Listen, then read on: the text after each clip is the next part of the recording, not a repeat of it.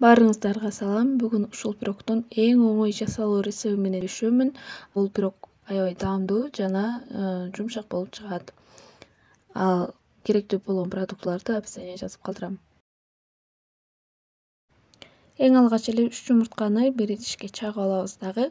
Анын үстүнө 1 стакан сахарыбызды салып, аябай жакшылап аралаштырып, ак болгонго чейин аралаштырабыз. Эгерде миксер болсо, миксер менен аралаштырсаңыздар дагы жакшы болот.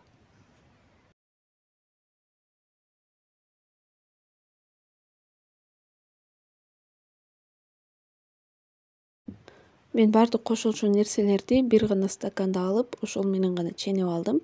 Эгерде ушул бир стаканды бир идиште алып колдонуп алсаңыздар, ушул пирогго жакшы. Андан кийин эле аралаштырып болгон соң жылдырып кое турабыз дагы. 1 стакан айранды идишке куюп, ага соданы аралаштырып жиберебиз. Анан ушундай болуп аябай сонун болуп көп чыгат. Андан кийин гана эки массаны бириктирип, аралаштырып, үстүнө болсо жарым стакан ак майды же болбосо өсүмдүк майын кошуп, жакшылап аралаштырып жиберебиз. Андан кийин гана биз унду кошобуз. Унду 1 стакан алсаңыздар болот. Эгерде азыраак суюураак болуп калса, масса дагы жарым стакан кошуп койсоңуздар болот.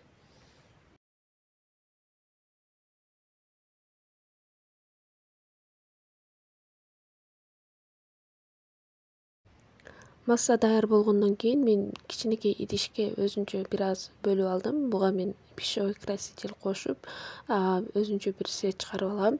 Калганын болсо кое турам.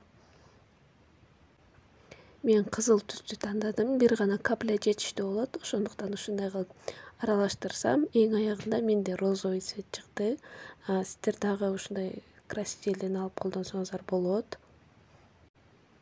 Духовканы жандырып койдум дагы. Ушинтип духовканын идишин майлап алдым. Андан кийин массабызды ал жака куюп, үстүнө болсо биз баягы краситель кошуп даярдап алган түзүүбүздү куюп чыктым дагы. Сердечко тартып койдум.